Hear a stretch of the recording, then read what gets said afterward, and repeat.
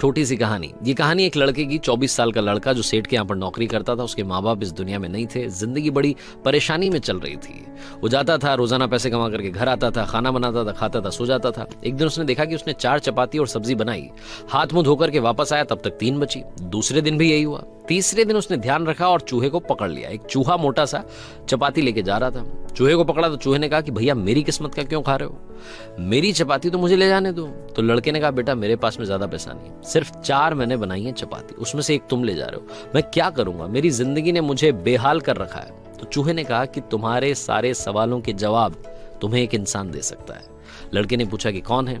तो चूहे ने कहा कि गौतम बुद्ध है, उनके आश्रम में जाओ, उनसे अपनी जिंदगी के बारे में पूछो, वो तुम्हें रास्ता बताएंगे कि करना क्या है। लड़के ने कहा बहुत बढ़िया बात है, चूहे की बात मान ली। गौतम बुद्ध से मिलने के लिए चल पड़ा। सेठ से छुट्टी ले ली 5-6 दिन की। रास्ता लंबा था, रात हो गई। इस लड़के को कुछ दिखाई नहीं दे रहा था। थोड़ी दूर पर एक हवेली दिखाई दी, वहां गया, जाकर के शरण मांगी। हवेली की मालकिन ने पूछा कि बेटा कहाँ जा रहे हो? तो लड़के ने कहा कि गौतम बुद्ध के आश्रम जा रहा हूं, उनसे मिलने के लिए। तो मालकिन ने कहा कि बहुत बढ़िया जगह जा रहे हो, गौतम बुद्ध से हमारे एक सवाल का जवाब लेकर के आना, अगर वो सवाल का जवाब दे दें। तो लड़के ने कहा जरूर आपका सवाल पूछूंगा, बताइए। तो हवेली की मालकिन ने कहा कि बेटा मेरी 20 साल की बेटी है, जो 20 सालों से एक शब्द नहीं बोली है, बोल नहीं सकती है। बस उनसे पूछ लेना कि ये बेटी कब बोलेगी। ये बोलते बोलते उनकी आंखों में आंसू आ गए। लड़के ने कहा माता जी आप परेशान मत हो, मैं जाऊंगा और आपके सवाल का जवाब जरूर लेकर आऊंगा। लड़का अगले दिन चल पड़ा।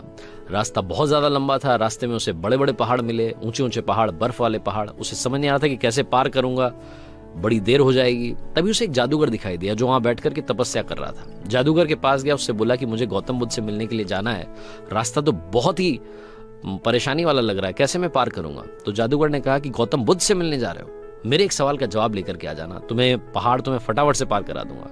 लड़के ने कहा आपका सवाल बताओ। तो जादूगर ने कहा कि 1000 सालों से यहाँ पर इसी पहाड़ पर तपस्या कर रहा हूँ स्वर्ग जाने के लिए, मुझे समझ नहीं आ रहा कि स्वर्ग कब जाऊंगा।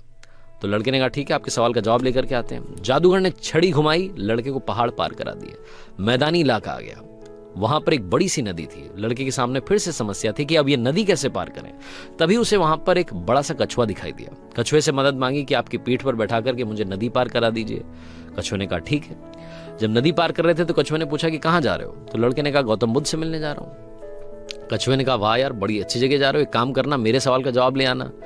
तो लड़के ने कहा कि आपका भी सवाल बताइए। तो कछुए ने अपना सवाल बताया कि मैं बड़े टाइम से 500 सालों से इसी नदी में हूं और ड्रैगन बनने की कोशिश कर रहा हूं, ड्रैगन कब बनूंगा ये बस पूछ करके आ जाना। लड़के ने कहा ठीक है। लड़का पहुंचा आश्रम में, गौतम बुद्ध के पास। प्रवचन चल रहा था, प्रवचन खत्म हुआ। गौतम बुद्ध ने कहा कि हर कोई मुझसे सवाल पूछ सकता है, लेकिन सिर्फ 3 सवालों के जवाब दिए जाएंगे। अब लड़के के सामने समस्या थी कि किसके सवाल को ड्रॉप करें, किसका सवाल छोड़ें और किसका पूछें।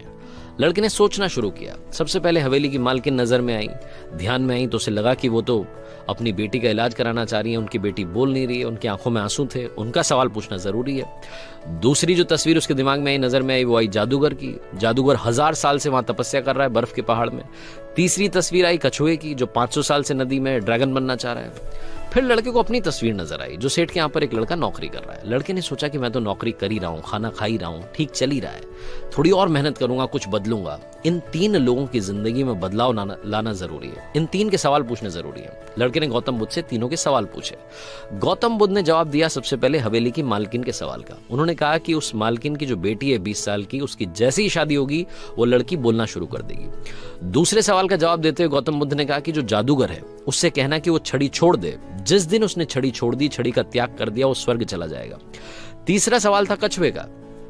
गौतम बुद्ध ने कहा कि उस कछुए से कहना कि अपना कवच उतार दे, जिस दिन उसने कवच उतार दिया उस दिन वो ड्रैगन बन जाएगा।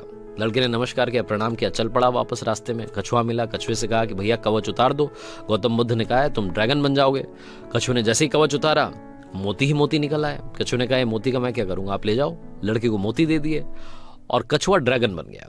थोड़ा आगे चला तो जादूगर मिला। जादूगर को जाकर के कहा कि भैया आपको छड़ी छोड़नी पड़ेगी, तभी आप स्वर्ग जा पाओगे। जादूगर ने कहा ये लो छड़ी छोड़ दी, ये छड़ी तुम रख लो, मैं स्वर्ग चला जाऊंगा। जादूगर स्वर्ग चला गया। और अब आई बारी तीसरे सवाल की। ये पहुंचा उस हवेली में जहां मालकिन ने सवाल भेजा था। मालकिन से जाकर के बोला कि मालकिन आपका जो सवाल था उसको जवाब मिल गया है, आपकी 20 साल की बेटी की जिस दिन शादी हो जाएगी उस दिन ही बोलना शुरू कर देगी। उन्होंने कहा क्या बात है, तो देर कैसी, मेरे सामने ही तो दूल्हा बैठा है। तुमसे बढ़िया लड़का कौन हो सकता है। लड़की को बुलाया गया, लड़के ने लड़की को देखा, लड़की ने लड़के को देखा, शादी करा दी गई। और जैसे ही शादी हुई, लड़की ने पहली बात बोली कि आप तो वही हो जो उस दिन रात में हमारे यहाँ आकर के रुके थे। लड़की ने बोलना शुरू कर दिया। लड़के के पास में जिंदगी में पैसा आ गया, क्योंकि मोती मोती आ गए, जादूगर की छड़ी आ गई, ताकत आ गई, और शादी भी हो गई। लड़के की जिंदगी सेटल हो गई, सिर्फ इसलिए क्योंकि उसने अपने सवाल का त्याग कर दिया था। इस दुनिया में जो जहाज होता है जब किनारे पर होता है तो सुरक्षित होता है, सबसे ज्यादा सेफ होता है, लेकिन उसे दूसरे किनारे पर जाने के लिए इस किनारे का त्याग करना पड़ता है, लहरों से भिड़ना पड़ता है, मुकाबला करना पड़ता है। इस लड़के ने जब तक अपना सवाल नहीं छोड़ा था, इसको जवाब नहीं मिले थे। ये छोटी सी कहानी लाइफ में बहुत बड़ी बात सिखाती है। अगर आप कुछ कमाल करना चाहते हैं तो त्याग कीजिए उन बुरी आदतों का, आलस्य का। सुबह जल्दी उठना शुरू कीजिए, अपनी लाइफ में जो बैड हैबिट्स है उन्हें हटाइए, तभी जाकर के आप कमाल कर पाएंगे।